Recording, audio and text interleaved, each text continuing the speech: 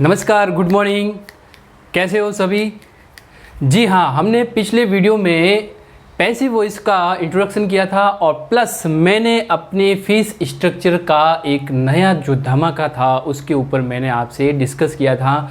जी हाँ, मेरी फ़ीस जो है इंग्लिश की फ़ीस रहेगी 399 यानी कि 399 में आपको पूरा का पूरा इंग्लिश का जो है 10th क्लास का पैकेज आपको गुरुज आश्रम के प्लेटफॉर्म पर आपको मिल रहा है। तो ध्यान दीजिए दोस्तों कि ये जो फीस स्ट्रक्चर है 399, इससे कम रेट में आपको कहीं पर भी किसी मार्केट में कहीं उपलब्ध नहीं होगा, चाहे आप ऑफलाइन चले जाइए चाहे आप ऑनलाइन चले जाइए।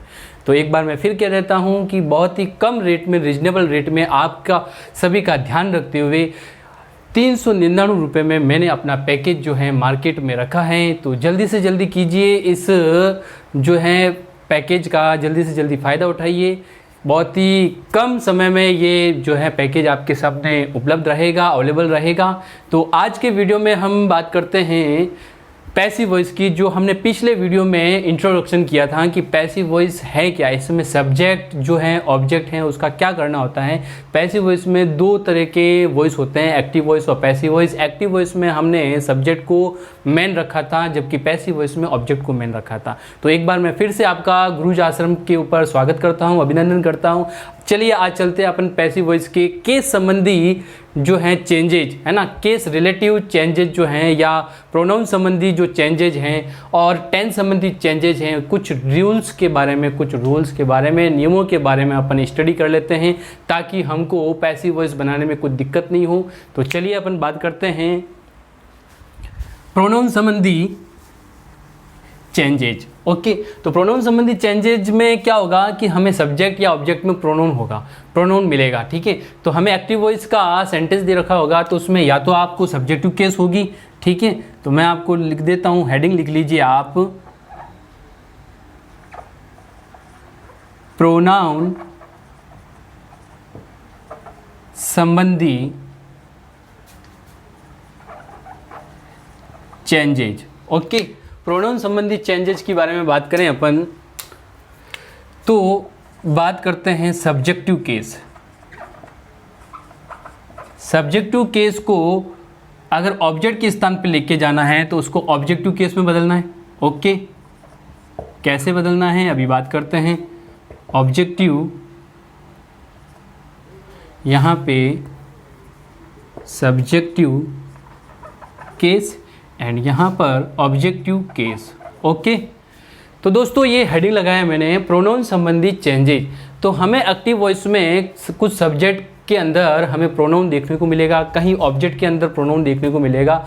जब हम सब्जेक्ट को ऑब्जेक्ट के स्थान पर लेके जाएंगे, है ना, तो सब्जेक्ट को लेके जाएंगे तो सब्जेक्ट को किसके स्थान पर लेके जाएंगे? ऑब्जेक्ट के स्थान पर लेके जाएंगे।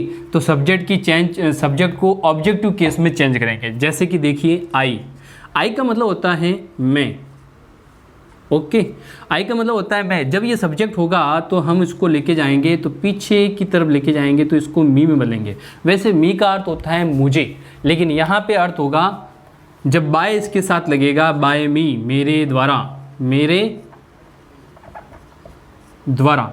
ओके, तो ये इसका अर्थ होगा। लेकिन देखा जाए तो मी का अर्थ होता है मुझे, है ना, मी का अर्थ होता है मुझे। मी का अर्थ मेरा अर्थ नहीं होता है, मेरे के लिए तो माय का यूज किया जाता है। लेकिन अगर बाय मी शब्द आए तो उसमें अर्थ मुझे की जगह हो जाएगा मेरे द्वारा। ठीक है, तो मैं क्या कहना चाहता हूँ, आपको ये समझाना चाहता हूँ कि जब ये आई सब्जेक्ट है, सब्जेक्ट को पीछे की तरफ लेके जाएंगे तो सब्जेक्ट की क्या बनेगी? ऑब्जेक्टिव केस बनेगी। सब्जेक्ट की ऑब्जेक्टिव केस बनाएगी, यानी कि सब्जेक्ट ऑब्जेक्ट के स्थान पे जाएगा तो वो ऑब्जेक्टिव बन जाएगा। ओके, इसी तरह से मैं कुछ और प्रोनाउन लिखा रहा हूँ, तो इसमें प्रोनाउन का ही केस चेंज करना है। अगर सब्जेक्ट में यहाँ राम आ जाए तो राम पीछे जाएगा, तो राम को किसी में चेंज करने की आवश्यकता नहीं है, क्योंकि राम क्या है? एक नाउन है और नाउन को हम चेंज कर नहीं सकते या करने की आवश्यकता नहीं है। ओके, तो बात करते हैं आई के बाद में वी की। वी का अर्थ होता है हम। ओके, इसी तरह से यू की बात करें तो यू का मतलब होता है तुम। फिर बात करते हैं ही, सी, इट एंड दे। ये आपके प्रोनाउन हैं। ये आता है पुरुष के लिए, ठीक है, पुल्लिंग के लिए। सी यानी वह, यह आता है स्त्री के लिए, फेमिनाइन। और इट वह, इसका अर्थ जो है वह है, लेकिन ये जानवर के लिए भी आता है, वस्तु के लिए भी आता है, ठीक है ना। इसको आप नपुंसकलिंग कह सकते हो, ठीक है, लेकिन मैं वस्तु के लिए या जानवर के लिए यहाँ पे प्रयुक्त करने के लिए मैं ब्रैकेट में डाल देता हूँ। दे का मतलब होता है वे, ओके, वे या वे लोग, आप कैसे संबोधित करते हो उसमें, वे या वे लोग, वो आपके ऊपर डिपेंड करता है। तो यहाँ पे आई को मैं अगर ऑब्जेक्ट के स्थान पे लेके जाऊँ बाय के साथ, देखो मैं बाय लिख रहा हूँ, साथ में क्या लिख रहा हूँ, साथ में मैं बाय प्लस कर रहा हूँ। अगर बाय के साथ में लेके जाऊँ तो आई को मी में चेंज करेंगे, बाय मी यानी मेरे द्वारा। वी को अगर मैं लेके जाऊँ ऑब्जेक्ट के स्थान पर तो by us, okay, by us यानी हमारे द्वारा, हमारे द्वारा, ओके। ये क्या है, सब्जेक्ट की ऑब्जेक्टिव केस है। देखो मैं आगे हेडिंग भी लगा रहा हूँ, एस ऑब्लिक ओ। ऑब्लिक का मतलब होता है का, के की, और सब्जेक्ट का मतलब होता है सब्जेक्ट, ओ का मतलब होता है ऑब्जेक्ट। तो सब्जेक्ट की ऑब्जेक्टिव केस यानी कि उसका रूप चेंज कर रहे हैं अपन, ठीक है। यू के बारे में बात करें तो यू अगर लास्ट में जाएगा ऑब्जेक्ट के स्थान पे तो उसको यू में चेंज करेंगे। अब आप कहोगे सर यू को यू में चेंज कर रहे हो, ये क्या मतलब हुआ, है ना, यू का तो यू ही है। लेकिन ध्यान दो, यहाँ पे यू का अर्थ है तुम, और यहाँ यू का मतलब होता है तुम्हारे द्वारा, ठीक है। यू को सब्जेक्ट के रूप में भी पढ़ा जा सकता है और यू को ऑब्जेक्ट के रूप में भी पढ़ा जाता है, ठीक है। जब सब्जेक्ट के रूप में होगा तो होगा तुम, है ना, और ऑब्जेक्ट के रूप में होगा तो बोलेंगे तुमको, ठीक है। लेकिन यहाँ पे क्या होगा, तुम्हारे द्वारा, बाय यू, तुम्हारे द्वारा, तुम्हारे द्वारा, ओके। इसकी भी क्या हो गई, सब्जेक्टिव, सब्जेक्ट की ऑब्जेक्टिव केस। अब चलते हैं ही को। अगर ही को अगर सेंटेंस के लास्ट में ऑब्जेक्ट के स्थान पर लेके जाएंगे, क्योंकि पैसिव वॉइस का नियम है, मैंने आपको स्ट्रक्चर बताया था पिछले वीडियो में कि सब्जेक्ट को पीछे ले जाके पटकना है और ऑब्जेक्ट को आगे ले जाके पटकना है। इट मीन्स दोनों की जगह क्या है, एक्सचेंज करनी है, सब्जेक्ट को ऑब्जेक्ट के स्थान पे, ऑब्जेक्ट को सब्जेक्ट के स्थान पे। तो हम वही कर रहे हैं, सब्जेक्ट को जब पीछे लेके जाएंगे तो उसका रूप चेंज होगा, किस के हिसाब से, जब ऑब्जेक्ट के स्थान पे रख रहे हैं तो ऑब्जेक्ट के स्थान पे रख रहे हैं तो ऑब्जेक्ट के रूप में वो चेंज हो जाएगा, ठीक है। तो ही को पीछे लेके जाऊंगा बाय के साथ तो बाय हिम हो जाएगा। वैसे हिम का मतलब होता है उसको, लेकिन यहाँ पे बात होगी उसके द्वारा, यहाँ पे इसका अर्थ क्या हो जाएगा, उसके द्वारा। ये भी क्या है, सब्जेक्ट की ऑब्जेक्टिव केस, ओके। अब बात करते हैं हम सी को पीछे लेके जाएंगे तो बाय हर, बाय के साथ हर लगेगा, हर का मतलब होता है उसको, है ना, लेकिन यहाँ पे क्या आएगा अर्थ, उसके द्वारा, ओके। आप समझ रहे हो अच्छी तरह से, आई होप कि आपको अच्छे से समझ में आ रहा है, बिल्कुल इजी है। बस ये कंसेप्ट अपन को समझना है, सब्जेक्ट को ऑब्जेक्ट में चेंज करना और ऑब्जेक्ट को सब्जेक्ट में चेंज करना, है ना। तो अभी मैं आपको समझा रहा हूँ, सब्जेक्ट को ऑब्जेक्ट में चेंज करना समझा रहा हूँ, ठीक है। इट का क्या होगा, बाय इट, सेम मीनिंग रहेगा, ठीक है। ऑब्जेक्टिव केस है, उसके द्वारा। अगर जानवर आ जाए तो जानवर के लिए आएगा उसके द्वारा, ठीक है। अमूमन जानवर के लिए ही यूज किया जाएगा, ठीक है। अब बात करते हैं अपन दे के लिए, तो बाय देम। वैसे देम का अर्थ, केवल देम का अर्थ होता है उनको, ठीक है, क्या होगा, उनको, लेकिन यहाँ पे अर्थ क्या आएगा, उनके द्वारा, उन लोगों के द्वारा या उनके द्वारा, ठीक है। ये आपके ऊपर डिपेंड करता है कि आप उन लोगों के द्वारा बोलो या उनके द्वारा बोलो, एक ही बात है। तो मैंने आपको ये बताए हैं कि आई को बाय मी में चेंज करना, वी को बाय अस में चेंज करना। अस आपको यहाँ छोटा दिखाई दे रहा है, मैं थोड़ा इसका फॉन्ट बड़ा कर देता हूँ, ओके।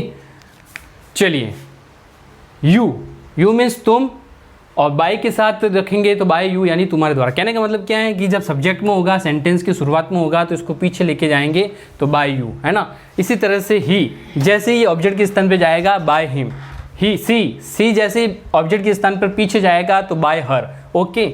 इट को अगर पीछे ऑब्जेक्ट के स्थान पर लेके जाएंगे पैसिव वॉइस बनाते समय तो पीछे क्या हो जाएगा, बाय इट, उसके द्वारा, ठीक है। और दे जो है सब्जेक्टिव केस है, ये सेंटेंस के शुरुआत में आते हैं, ये सारे के सारे सेंटेंस के शुरुआत में आते हैं, इट मीन्स ये क्या है, सब्जेक्टिव केस। और ये सेंटेंस के लास्ट में आते हैं, इट मीन्स ये ऑब्जेक्टिव केस। तो जैसे ये सब्जेक्ट अगर पीछे की तरफ जाएंगे तो ये ऑब्जेक्टिव केस में बदल जाएंगे, जी हाँ। लेकिन साथ में आपको ध्यान रखना है कि अगर बाय का यूज करते हैं तो इस तरह से इसका ये अर्थ होगा, लेकिन मी का अर्थ क्या होता है, मुझे, लेकिन बाय के साथ अर्थ क्या हो जाएगा, मेरे द्वारा, ठीक है।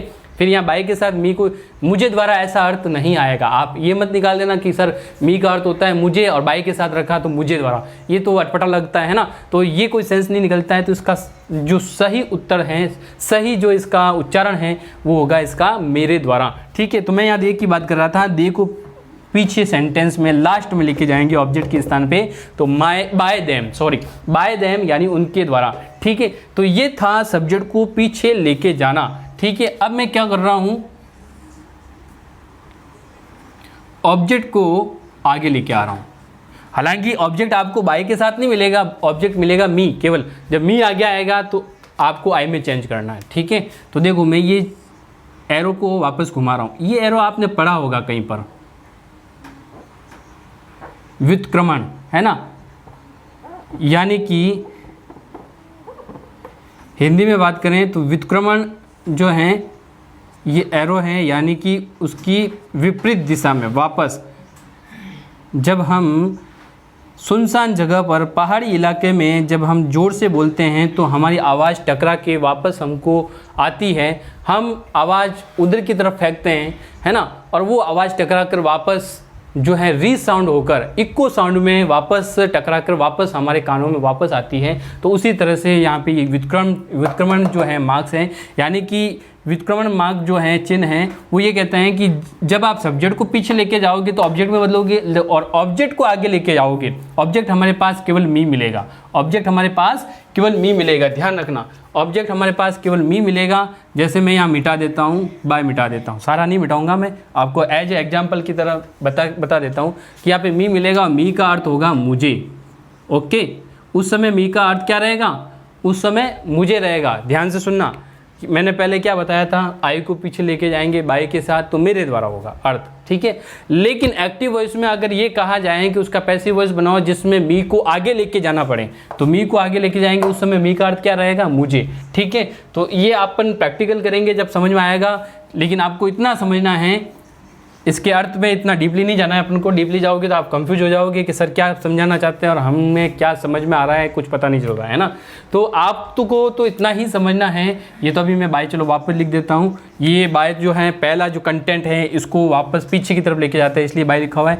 लेकिन आपको एक्टिव वॉइस में केवल मी मिलेगा, मी को आगे लेके जाओगे तो किस में बदलोगे, आई में चेंज करोगे। ठीक है, उस समय आपको यहाँ बाय लगाने की आवश्यकता नहीं है। कहने का मतलब है कि आई को पीछे लेके जाओ तो मी में चेंज करना, मी को आगे लेके आओ तो आई में चेंज करना। इतना सा छोटा सा कंसेप्ट है, सब्जेक्ट को ऑब्जेक्ट में चेंज करना, ऑब्जेक्ट को सब्जेक्ट में चेंज करना, बहुत ही छोटा कंसेप्ट है, आपको आराम से समझ में आएगा। तो वी को जिस प्रकार पीछे लेके गए अस में चेंज किया, उसी प्रकार अस को आगे लेके आएंगे तो वी में चेंज करेंगे। कहने का मतलब है अस को फिर आई में या यू में ही में चेंज नहीं करना है, अस को वी में चेंज करना है, यानी कि उसको उसी की कैटेगरी में चेंज करना है ना।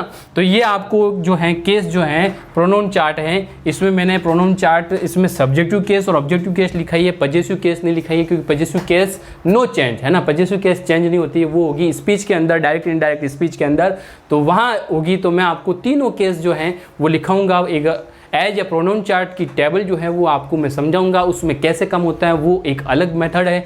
लेकिन आपको सिर्फ सब्जेक्ट और ऑब्जेक्ट पे ध्यान देना है। जब ऑब्जेक्ट आगे लेके जाएंगे तो उसको सब्जेक्ट के स्थान पे रखेंगे तो सब्जेक्ट में बदलेंगे, अस को आगे लेके आएंगे तो वी में बदलेंगे, और यू जो ऑब्जेक्ट के रूप में उसको सब्जेक्ट के रूप में लेके आएंगे तो उसको यू में बदलेंगे, हिम को आगे लेके जाएंगे तो ही में बदलेंगे, हर को आगे लेके जाएंगे तो सी में बदलेंगे, इट को आगे लेके जाएंगे तो इट में बदलेंगे, और देम को आगे लेके जाएंगे तो दी में बदलेंगे। तो ये चार्ट आपका छोटा सा चार्ट है, आशा करता हूँ कि आपको समझ में आया है।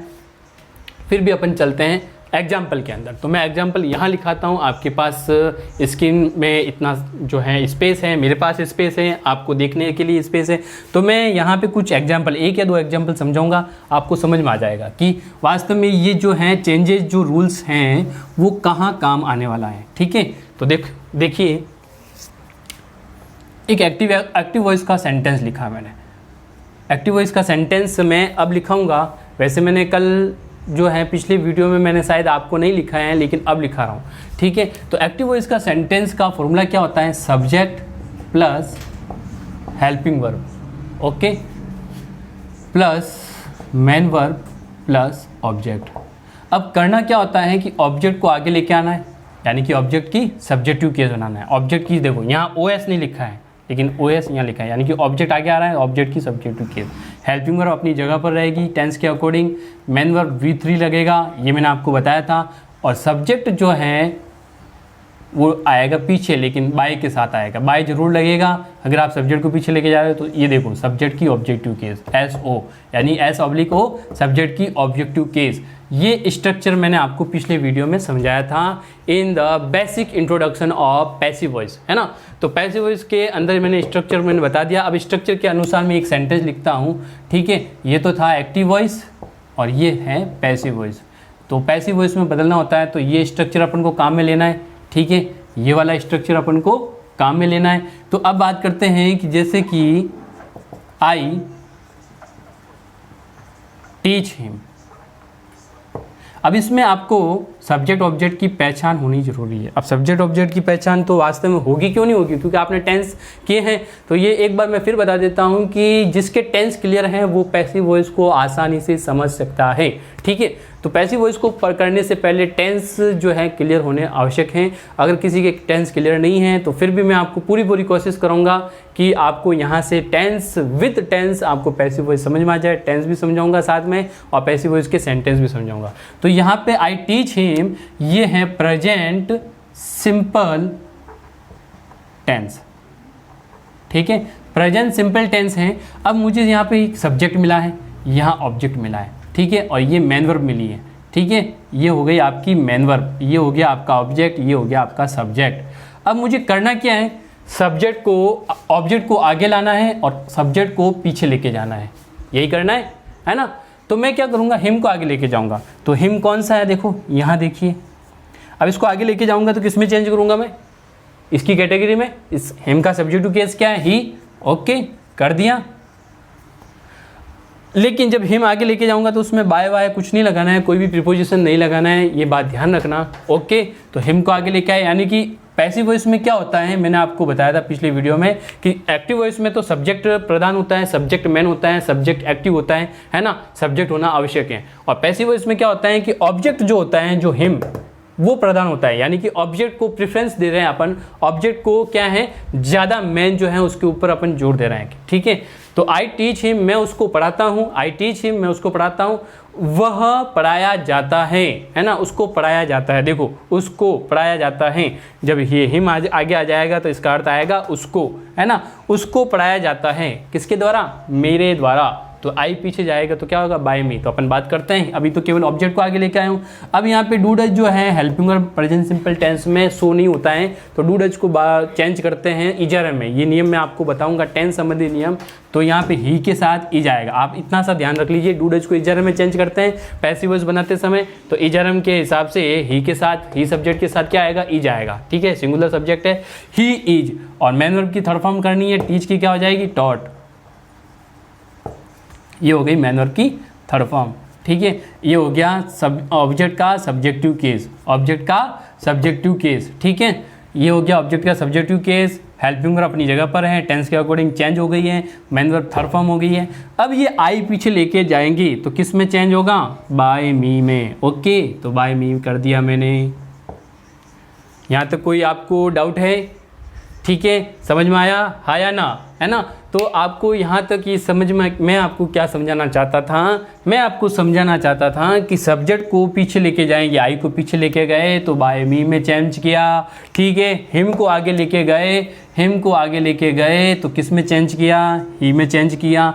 इस तरह से ये केस अगर प्रोनाउन आए तो हमको क्या करना है, प्रोनाउन को इस तरह से चेंज करना है। बस शर्त है कि ये प्रोनाउन चार्ट हमारे दिमाग में होना चाहिए, ठीक है। सब्जेक्ट को ऑब्जेक्ट में चेंज करना, ऑब्जेक्ट को सब्जेक्ट में चेंज करना। तो एक एग्जांपल मैं आपको और कराना चाहूँगा, ठीक है, ताकि आपको समझ में आ जाए अच्छी तरह से। वैसे आशा करता हूँ आपको समझ में आ चुका है, ठीक है। आप जल्दी से इस वीडियो को यहाँ से पॉज कर लीजिए, इस एग्जाम्पल को अपने नोट्स में इंक्लूड कर लीजिए, ऐड कर लीजिए, ताकि आपके काम आ सके, ठीक है, ओके। तो अपन चलते हैं नेक्स्ट एग्जाम्पल की तरफ, फिर चलेंगे अपन चेंजेज ऑफ टेंस, है ना। तो रूल्स होंगे टेंस संबंधी, जो चेंजेज होंगे उसके बारे में मैं आपसे डिस्कस करूंगा। तो एक सेंटेंस, एक एग्जांपल मैं और ले लेता हूं, जैसे दे से ले ले अपन, है ना, ले लिया अपन ने। ये एक्टिव वॉइस बना रहा हूं, एक्टिव वॉइस से क्वेश्चन के रूप में एक्टिव वॉइस ही दिया जाएगा और अपन को पैसिव वॉइस में चेंज करना होता है, ओके। तो मैं दे से सेंटेंस बना रहा हूँ और मैं दे आर कॉलिंग अस कर दिया, ठीक है, ये वाला ले लिया मैंने। तो ये क्या हो गया ऑब्जेक्ट, ये क्या हो गया सब्जेक्ट, ठीक है। तो सब्जेक्ट ऑब्जेक्ट की अपन को पहचान होनी चाहिए, ठीक है। और बाय द वे अगर सब्जेक्ट ऑब्जेक्ट की पहचान नहीं कर पाओगे तो फिर वहाँ पे आपको दिक्कतों का सामना करना पड़ेगा, ठीक है। तो मैं बात कर रहा हूँ कि यहाँ पे अपन ने सब्जेक्ट और ऑब्जेक्ट को पहचान लिया है, ठीक है। तो अब हम पैसिव वॉइस के अकॉर्डिंग, स्ट्रक्चर के अकॉर्डिंग हम क्या करेंगे, फर्स्ट ऑफ ऑल ऑब्जेक्ट को आगे लेके आएंगे। तो ऑब्जेक्ट हमारे पास क्या है अस, तो अस को हम किस रूप में आगे लेके आएंगे, तो देखिए चार्ट हमारे पास है। अस को जब आगे लेके आएंगे तो वी में चेंज करेंगे, तो करते हैं अपन वी में चेंज। पैसिव वॉइस बना रहे हैं अपन, पैसिव वॉइस बनाने जा रहे हैं। दे के स्थान पे आ गया वी, यहाँ मैं डब्ल्यू एच क्यों लिख रहा हूँ, चलिए ये हो गया, क्या हो गया ऑब्जेक्ट की सब्जेक्टिव केस, ऑब्जेक्ट की सब्जेक्टिव केस। ओ एस का मतलब है, ओ ऑब्लिक एस का मतलब है ऑब्जेक्ट की सब्जेक्टिव केस मैंने चेंज कर दी है ना। आप अस को आगे अस के रूप में नहीं रख सकते, अस को आगे अस के रूप में नहीं रख सकते। एक बात बताओ मेरे को कि आप जब स्कूल जाते हो तो स्कूल में आपका रूप कैसा होता है, विद्यार्थी का, और घर आते हो तो घर में आपका रूप कैसा होता है, सन या डॉटर का। तो सन और डॉटर का होता है, या घर की जो ड्रेस पहनते हैं, नई ड्रेस पहनते हैं, और सुबह उठ के आप नई ड्रेस में स्कूल चले जाओ तो कैसा लगेगा आपको, आपके फ्रेंड्स को और स्कूल एनवायरनमेंट को या आसपास के माहौल को कैसा लगेगा कि अरे ये बच्चा कैसा है या ये स्टूडेंट कैसा है, ये तो है ना ये नई ड्रेस में आ गया, घर की गेटअप में ही आ गया, है ना। तो घर के गेटअप में आप एज इट इज चले जाओगे तो वहाँ कैसा लगेगा। तो वही बात है कि अस को अगर अपन आगे एज इट इज रख दे तो कैसा लगेगा, अटपटा लगेगा। तो हम जहाँ जिस जगह पर जाते हैं उस जगह का रूप धारण करते हैं, है ना। तो सबसे पहले स्कूल जाएंगे विद्यार्थी के रूप में, स्टूडेंट एज ए स्टूडेंट के रूप में, तो हम क्या करेंगे यूनिफॉर्म पहनेंगे, एज अ स्टूडेंट बनेंगे, स्टूडेंट बन के स्टूडेंट का गेटअप तैयार करके फिर हम स्कूल जाएंगे। तो वैसे ही हमें यहाँ क्या करना है, इसका गेटअप चेंज करना है। ये सब्जेक्ट के स्थान पे जा रहा है तो इसको अस नहीं रखना है, अस को सब्जेक्ट के स्थान पे रखने के लिए इसका सब्जेक्टिव केस बनाना है। तो हमने बना लिया। अब जैसे डू डज को मैंने इजर में बदला था तो इजर को मैं बदल रहा हूँ is being, are being, am being. ये अभी रूल्स मैंने आपको बताया नहीं, लेकिन इतना समझ लो यहाँ पे आर आ रहा है तो आर को मैं बदलूंगा आर बिंग में बदलूंगा, ठीक है। तो यहाँ पे ये नियम मैंने आपको बताया नहीं है, अभी बताऊंगा, इसके बारे में डिस्कस करेंगे अपन, ठीक है। इस नियम के बारे में जस्ट फ्यू मिनट चलते हैं, अपन बात करते हैं कि ये क्यों हो रहा है, कैसे हो रहा है, हमें कैसे पता चलेगा, तो उसके बारे में बात करते हैं। तो हेल्पिंग वर्ब अपनी जगह पर है। कॉलिंग का क्या हो जाएगा, वर्ब की थर्ड फॉर्म। ध्यान रखना जब भी आप पैसिव वॉइस बनाने जा रहे हो तो पैसिव वॉइस जो है वो बनेगा वर्ब की थर्ड फॉर्म, है ना। पैसिव वॉइस में हमेशा वर्ब की कौन सी फॉर्म रहेगी, पैसिव वॉइस में हमेशा वर्ब की कौन सी फॉर्म रहेगी, पैसिव वॉइस में हमेशा वर्ब की थर्ड फॉर्म रहेगी। तो मैं पैसिव वॉइस बनाने जा रहा हूँ, आप भी पैसिव वॉइस बनाने जा रहे हो, तब आप वर्ब की थर्ड फॉर्म लगाओगे। तो मैं वर्ब की थर्ड फॉर्म लगा रहा हूँ कॉल्ड, ओके, ठीक है। तो वी आर बीइंग कॉल्ड, दी पीछे की तरफ जाएगा तो किस में चेंज करोगे, ऑब्जेक्ट, सब्जेक्ट पीछे की तरफ जाएगा, सब्जेक्ट को पीछे की तरफ लेके जाना है ऑब्जेक्ट के स्थान पे। तो सब्जेक्ट क्या है हमारे पास, दे, तो दे को किस में चेंज करेंगे, बाय देम, ओके।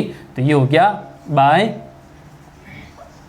देम, ये हमारा पैसिव वॉइस कंप्लीट। तो आपको समझ में आ गया होगा आई का, अस का, ठीक है। आई का रूल्स बता दिया, अस का बता दिया मैंने, वी को अस को चेंज करने में, ही का बता दिया, हिम का बता दिया, दे का बता दिया। तो इस तरह से आप प्रैक्टिस कर सकते हैं। अलग अलग सब्जेक्ट से आप एक्टिव वॉइस के सेंटेंस बनाइए, टेंस आपको आता है, सेंटेंस बना के उसको पैसिव वॉइस में चेंज कीजिए। तो जल्दी से कीजिए। आप इस वीडियो के बाद में आप तुरंत बैठ जाइए। आप ये कितने सेंटेंस बना सकते हो, 1 2 3 4 5 6 7 सेंटेंस बना सकते हो। 7 सेंटेंस से आप 7 पैसिव वॉइस बना के इनको आप चेंज करना सीख सकते हो, ठीक है। तो ये प्रैक्टिस करोगे, प्रैक्टिस से ही आपको और अच्छी से अंडरस्टैंडिंग होगी। मैंने आपको समझा दिया है और आपको ये बात समझ में आ गई है। तो चलते हैं अपन नेक्स्ट पॉइंट की तरफ। ये था केस चेंजेज रूल्स थे, अब टेंस संबंधी रूल्स है, मैं इसको मिटा रहा हूँ, फिर अपन बात करते हैं टेंस संबंधी नियम। तो आप जल्दी से इस वीडियो को पॉज करके अपने नोट्स जो हैं तैयार कर लीजिए। मैं इसको अब मिटाने जा रहा हूँ, इरेज कर रहा हूँ, ताकि अपन नेक्स्ट टॉपिक की तरफ चलें।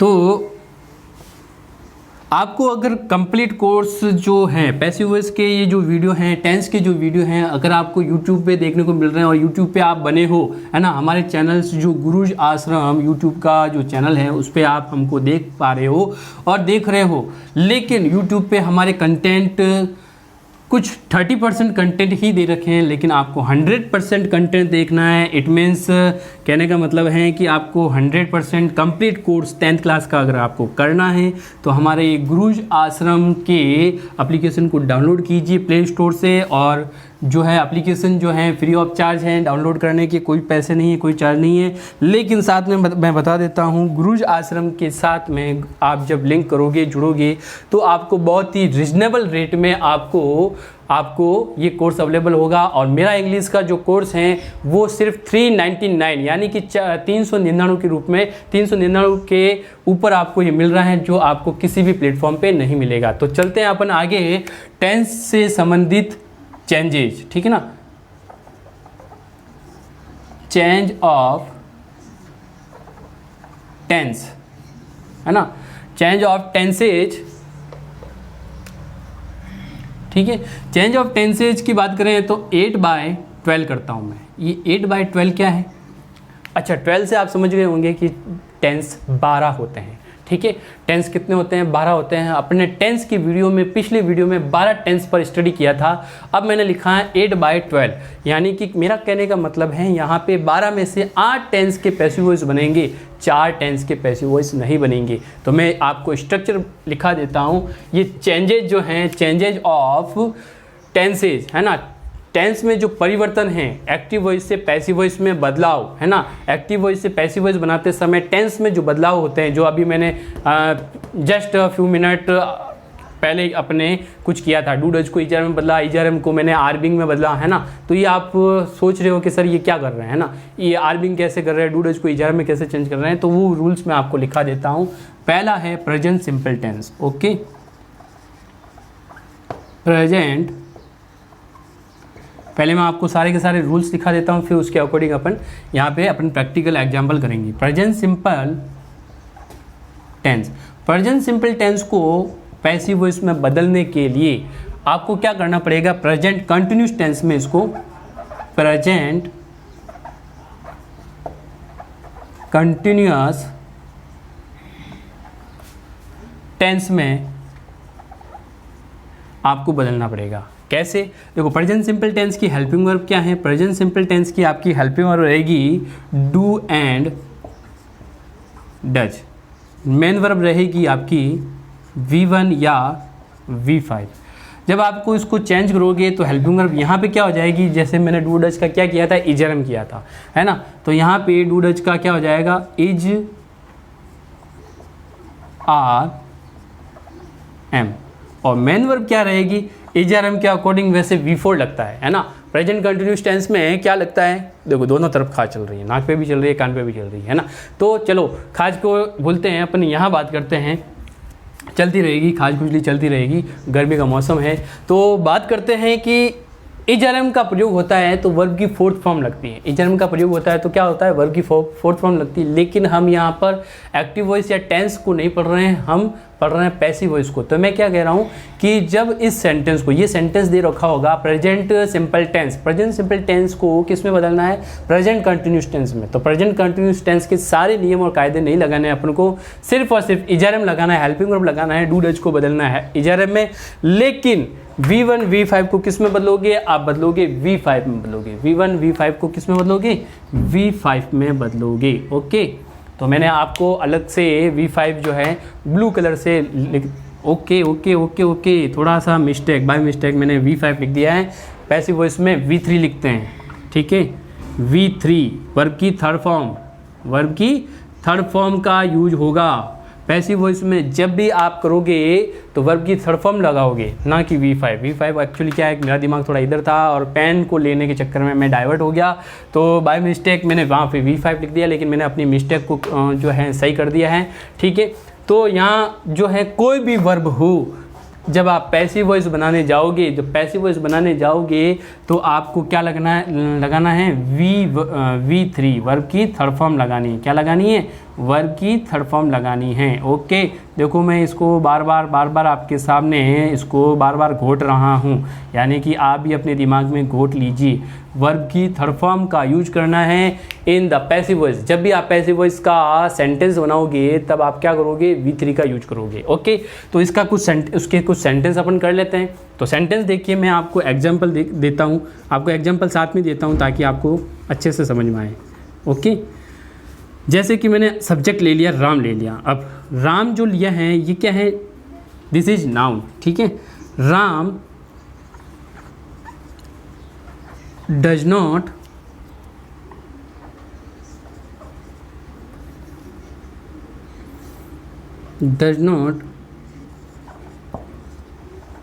Give me a book. अब देखो इसमें काफ़ी कंटेंट मैं आपको बताऊंगा। इसमें नेगेटिव लिया है मैंने, और इसमें मैंने ऑब्जेक्ट एक लिया है, ठीक है, एक ऑब्जेक्ट और लिया है, ठीक है, एक लिविंग लिया, एक नॉन लिविंग लिया है, ठीक है। तो लिविंग ऑब्जेक्ट जो है, सजीव ऑब्जेक्ट है, वो मी है, यानी कि वो पर्सन से रिलेटेड है। और अ बुक जो है वो क्या है, वो एक वस्तु है, नॉन लिविंग ऑब्जेक्ट है, यानी कि ऑब्जेक्ट हमारे पास दो है। तो मैं दो ऑब्जेक्ट को भी समझाऊंगा कैसे काम करता है, ठीक है, और नेगेटिव में सेंस में भी कैसे काम करता है उसके बारे में बात करेंगे। तो देखो मैंने यहाँ डज को शो किया है, हालांकि मैं अफर्मेटिव का सेंटेंस भी ले सकता था, लेकिन मैंने अफर्मेटिव का सेंटेंस लेता तो आपको थोड़ा डिस्टर्बेंस होता है, या किसी को नॉलेज नहीं है टेंस का, तो वो कहता है कि सर डू डज तो है नहीं, सर डू डज की बात कैसे कर रहे हैं। तो मैं आपको बता दूं डू डज का प्रयोग जो है अफर्मेटिव सेंटेंस में नहीं होता है। तो उसी बात को ध्यान में रखते हुए मैंने नेगेटिव सेंटेंस ले लिया। अब बात करते हैं यहाँ पे क्या है, हमारे पास सब्जेक्ट है। ओके, तो हम क्या करेंगे, सब्जेक्ट को कहाँ लेके जाएंगे, पीछे की तरफ, पीछे ले जाके पटकेंगे। ओके, तो अब ऑब्जेक्ट को आगे लेके जाएंगे। तो फर्स्ट प्रेफरेंस तो मैं इसी को दूंगा, क्योंकि सजीव ऑब्जेक्ट को दूंगा, सजीव ऑब्जेक्ट को आगे लेके जाएंगे। जैसे ये सजीव ऑब्जेक्ट आगे ले जाके रखूंगा तो पीछे वाला ऑब्जेक्ट टक टक टक टक आगे की तरफ आ जाएगा। जैसे कि आप लाइन में खड़े हो, है ना, कोई फिल्म देखने गए हो और मूवी की टिकट खरीदने के लिए लाइन में खड़े हो, बहुत लंबी लाइन है, उनमें से आपके बीच में से एक कोई जेंट्स है, वो थक के बेचारा वो घर चला गया, तो आप क्या करोगे, उस जो आगे से निकल गया है तो उसको गैप वही बना के रखोगे, या उसकी जगह पर किसी दूसरे को डालोगे, या क्या करोगे, किसी को नहीं डालोगे।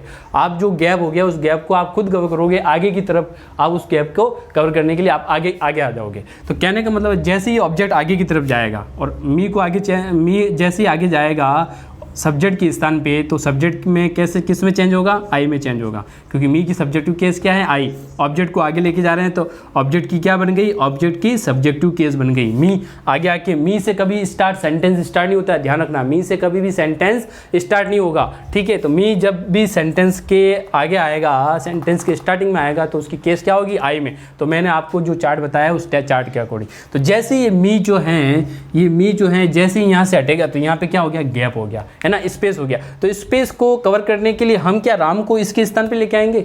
वैसे कहता तो यही है, सब्जेक्ट को ऑब्जेक्ट के स्थान पे रखो और सब्जेक्ट को ऑब्जेक्ट के स्थान पे रखो।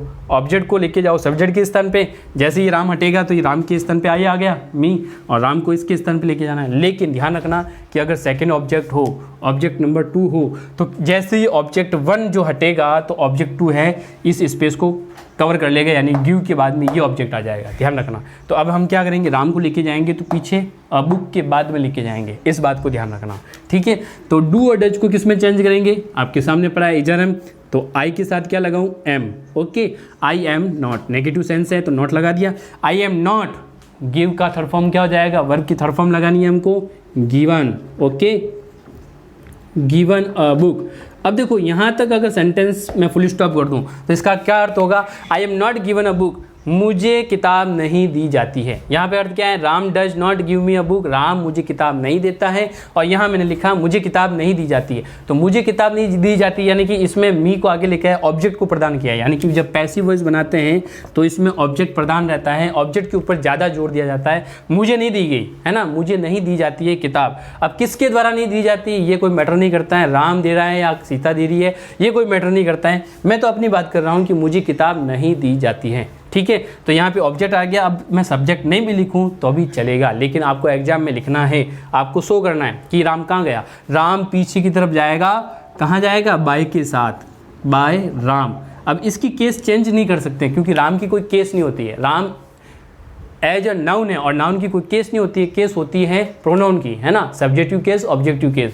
तो यहाँ पे ये प्रोनाउन था मी, इसको हम आगे लेके आए तो इसकी सब्जेक्टिव केस बनी। और अ बुक जैसे ये फर्स्ट ऑब्जेक्ट जो यहाँ से जगह खाली करके आगे जाता है तो इस जगह को कवर कर लेगा अ बुक। तो देखो गिव के पास में क्या है, गिव का गिवन हो गया लेकिन अ बुक पास में आ गया। यानी कहने का मतलब है कि राम को यहाँ पे अपन नहीं लिखेंगे, इस जगह को कवर कौन करेगा, सेकेंड ऑब्जेक्ट अगर होगा तो आगे आ जाएगा, नहीं होगा तो इसके बाद में राम आएगा, ठीक है। तो राम कहाँ चला गया, लास्ट में चला गया। Okay, bye Ram. तो यहाँ पे अर्थ क्या हुआ कि राम मुझे किताब नहीं देता है या राम के द्वारा मुझे किताब नहीं दी जाती है। तो मैं आपको यहाँ पे हिंदी अर्थ लिख देता हूँ, राम मुझे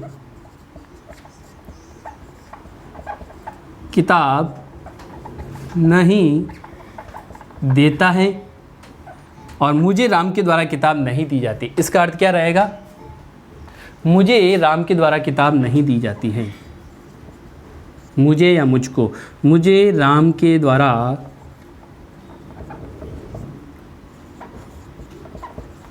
किताब नहीं दी जाती है।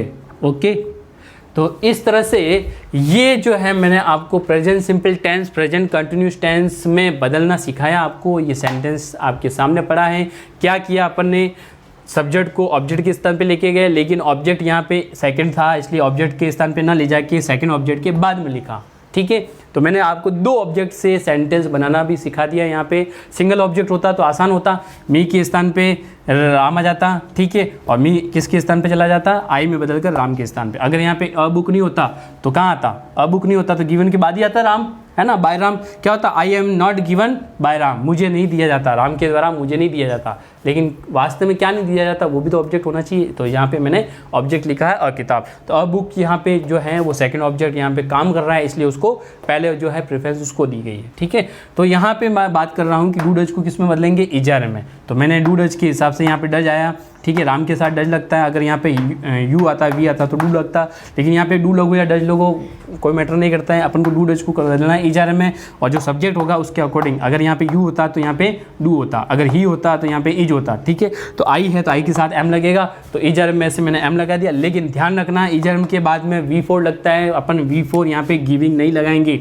यहाँ पे अगर गिविंग कर दिया आपने तो ये पैसिव वॉइस हमारा करेक्ट नहीं होगा, इनकरेक्ट हो जाएगा, गलत हो जाएगा। हमें पूरे के पूरे जो है प्रेजेंट कंटिन्यूस टेंस के कंटेंट नहीं डालने हैं, सिर्फ हेल्पिंग वर्ब को ही डालना है। इसलिए मैंने हेडिंग लिखा प्रेजेंट कंटिन्यूस टेंस। लेकिन कहने का मतलब ये नहीं है कि सर आपने कह दिया प्रेजेंट कंटिन्यूस टेंस लगाना है तो यहाँ पे V4 नहीं। पैसिव वॉइस बना रहे हो तो आपको V4 नहीं लगाना है, पैसिव वॉइस बनाते समय आपको V3 लगाना है। तो समझ जाना है कि इजरम के साथ अगर वर्ब की थर्ड फॉर्म आ रही है तो इट मीन्स ये क्या है? Passive voice. और किसका है? इजरम के साथ V3 आ रही है, वर्ब की थर्ड फॉर्म आ रही है, तो समझ जाइए आपको प्रेजेंट सिंपल टेंस का पैसिव वॉइस बना के दिया गया है। लेकिन एग्जाम में आपको एक्टिव वॉइस का जो है वो सेंटेंस दिया जाएगा, उसको चेंज करना होगा पैसिव वॉइस में। तो आपको ध्यान में क्या रखना है? सब्जेक्ट को पीछे लेके जाना है ऑब्जेक्ट के स्थान पे, ऑब्जेक्ट को आगे लेके आना है और उसकी केस चेंज करनी है। और हेल्पिंग वर्ब जो है, जो हेल्पिंग वर्ब है तो उसको टेंस पहचानना है कि डू डज आया, इट मीन्स ये कौन सा है? Present tense. और प्रेजेंट टेंस को किस में बदलना है? प्रेजेंट कंटिन्यूस टेंस, यानी डू डज को बदलना है इजारम में। तो डू डज को अपने इजारम में बदल लिया, नॉट अपनी जगह पर है।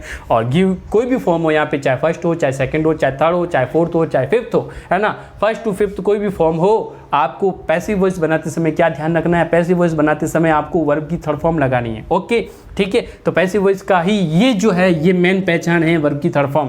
बाकी अमूमन वर्ब की थर्ड फॉर्म कहाँ लगती है? हैज हैव के साथ लगती है, हैड के साथ लगती है, विल हैव के साथ लगती है। लेकिन यहाँ पे हैज हैव है नहीं है और हैड भी नहीं है। यहाँ पे क्या है? इजरम है, और इजरम के साथ तो V4 लगती है, लेकिन इजरम के साथ V3 लगाया, इट मीन्स ये पैसिव वॉइस है। तो पैसिव वॉइस की पहचान क्या है? वर्ब की थर्ड फॉर्म। तो आपको इजरम के साथ V4 नहीं लगाना है, वर्ब की थर्ड फॉर्म लगानी है। और उसके बाद में आपको जो सब्जेक्ट है वो बाय के साथ पीछे लिखना है। ठीक है, अगर उसकी प्रोनाउन है तो उसकी केस चेंज करेंगे, तो केस अपन ने चेंज की हैं। तो मैं इसका एग्जांपल जो है मैंने आपको समझा दिया है विद हिंदी। तो चलिए नेक्स्ट वीडियो में अपन मिलेंगे नेक्स्ट टेंस के साथ में। टेंस 8 टेंस अपन को कवर करना है, जिसमें मैंने एक टेंस बता दिया है। आगे के वीडियो में मैं 7 टेंस आपको कवर करके बताता हूँ। तब तक देखते रहिए गुरुज आश्रम और वीडियो को देखते रहिए और अपनी पढ़ाई को जारी रखिए। See you tomorrow. Okay, bye.